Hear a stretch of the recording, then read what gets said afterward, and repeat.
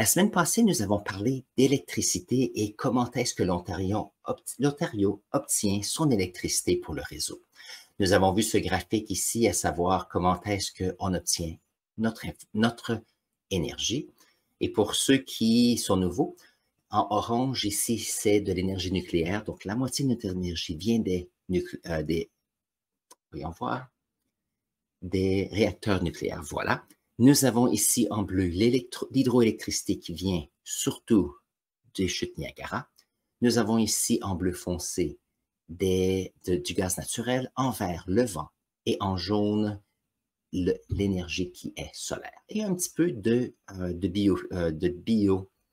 biocarburant aussi disponible. On en a un petit peu. Maintenant, pourquoi est-ce que je veux reparler de ce sujet aujourd'hui? Regardez comme c'est intéressant. Donc, ce qui est intéressant ici, alors si on regarde, il y a deux lignes ici. Voyons voir si je peux vous montrer ça un peu plus grand. Voilà. La ligne verte est la quantité d'énergie qui est nécessaire pour notre province. Donc, on regarde la ligne verte qui est la ligne en dessous. La ligne bleue, ça, c'est l'énergie qui est demandée. Alors, l'Ontario produit un peu d'énergie qu'il vend à l'extérieur de la province. Mais ce qui est intéressant, c'est que regardons, il y a 2 jours où il y a une plus grande demande que d'habitude. Donc, si on regarde ici pour le 20 et 21 mai, nous avons ici en vert à peu près 18 000 ici mégawatts. Si on regarde ici du 23 au 24, à peu près 18 000 mégawatts. Et ici, hier, à peu près 18 000 mégawatts. Donc ça ici, c'est la première ligne que l'on voit. Mais si on regarde les 2 journées qui se rapportent ici, du 21 au 22 et du 22 au 23, on peut voir qu'ici, la demande était ici de 20 000 mégawatts du 21 au 22 et on avait 20 400 ici entre le 22 et le 23. Donc, si on regarde l'ensemble de la production, en général, c'est à peu près 17 500 mégawatts. À peu près en général. Mais il y a eu 2 journées où il y a eu une augmentation de demande de près de 10%.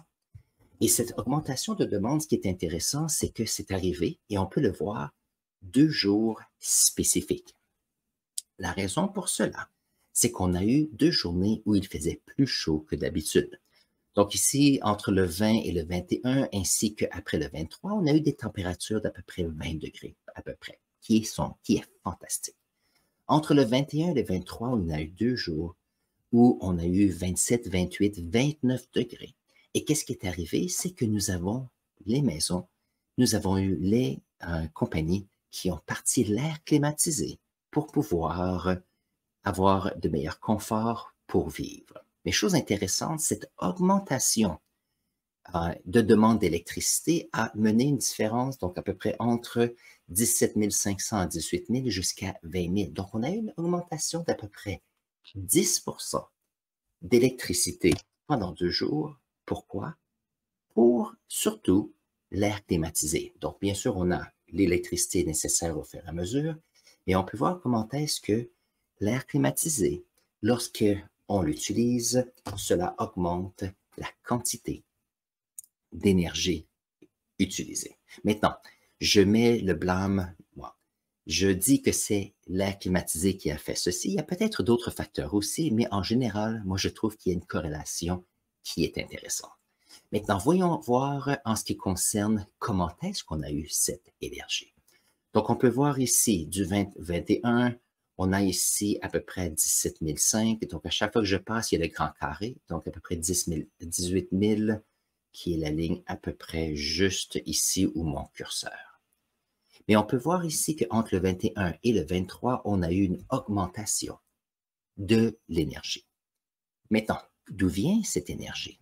On peut voir que l'énergie nucléaire a été assez constante, l'énergie hydroélectrique en bleu pâle est assez constante. Par contre, on a remarqué qu'il y a eu beaucoup plus de vent entre le 22 et le 23. Donc, lorsqu'il y a des grands changements de température, il y a souvent des grands changements en ce qui concerne les vents atmosphériques. Mais ce qui a été intéressant, c'est qu'on peut voir qu'entre le 21 et le 22, il y a eu une augmentation de la demande d'électricité, mais il y avait peu de vent. Ça veut dire qu'on a dû utiliser beaucoup plus de gaz naturel. Donc, on peut voir ici, le gaz naturel produisait à peu près, voyons voir, autant que l'hydroélectricité, qui était à peu près, voyons voir, peut-être, je ne sais pas, disons 30% de l'énergie nécessaire. Ça veut dire que s'il n'y avait pas eu cette grande demande, on aurait utilisé moins de gaz naturel. Et ce qui est intéressant, c'est que on parle souvent de la production de polluants comme le dioxyde de carbone, et on dit qu'il y a des personnes qui, oh, la température augmente, et donc, qu'est-ce que l'on veut faire? Il fait chaud à cause qu'il y a peut-être plus de gaz à effet de serre, mais lorsqu'il fait chaud, on augmente l'air climatisé qui nous demande d'utiliser encore plus de gaz naturel. Donc, il y a un petit cercle vicieux ici qui est intéressant. Par contre, ce qui est intéressant, c'est qu'entre le 22 et le 23, nous avons eu ici l'éolien qui a été fantastique. On a eu ici une augmentation de probablement 80 alors ici, c'est peut-être 4 fois plus qu'il y avait la journée auparavant. Ça veut dire que malgré le fait qu'il y a eu une grande demande pour l'électricité, on utilisait autant d'éolien que de gaz naturel. Et ça, c'est intéressant. Donc ici, malgré le fait qu'il faisait chaud, malgré le fait qu'on avait besoin d'énergie, l'éolien nous a donné ce qui était nécessaire. Donc ça, c'est intéressant parce qu'au lieu de créer plus de pollution, on a utilisé une source d'énergie qui était renouvelable pour s'occuper de cette demande, surtout pour l'air climatisé. Donc, j'ai trouvé ça intéressant. Il y a une corrélation ici. Donc, quelquefois, on dit, ah, l'air climatisé n'est pas important. Mais qu'est-ce qui arrive? C'est que c'est un changement de comportement. Ce changement de comportement demande une utilisation des ressources. De mon côté, ce que je faisais, même s'il faisait 28 degrés durant la journée, le soir, ça descendait autour de 20 degrés. Donc, souvent, j'éteins l'air climatisé durant la nuit, j'ouvre les fenêtres et qu'est-ce qui arrive? C'est que l'air frais de l'extérieur entre dans la maison et descend vers le sous-sol, ce qui fait que nous avons une maison qui est rafraîchie le matin. Et donc, le matin, je ferme les lumières, je pars le ventilateur pour toute la maison. Et donc, on utilise la fraîcheur de la nuit pour nous rafraîchir durant la journée. C'est vrai que vers la fin de la journée, vers 2 heures l'après-midi, il commence à faire chaud dans la maison et à ce moment-là, on parle d'air climatisé. Mais il y a toujours moyen de voir si on peut minimiser l'utilisation des ressources électriques pour avoir un style de vie que nous voulons. Alors voilà, ça c'est ce que je voulais discuter avec vous. Je vais remettre le petit graphique, c'est un de mes graphiques favoris.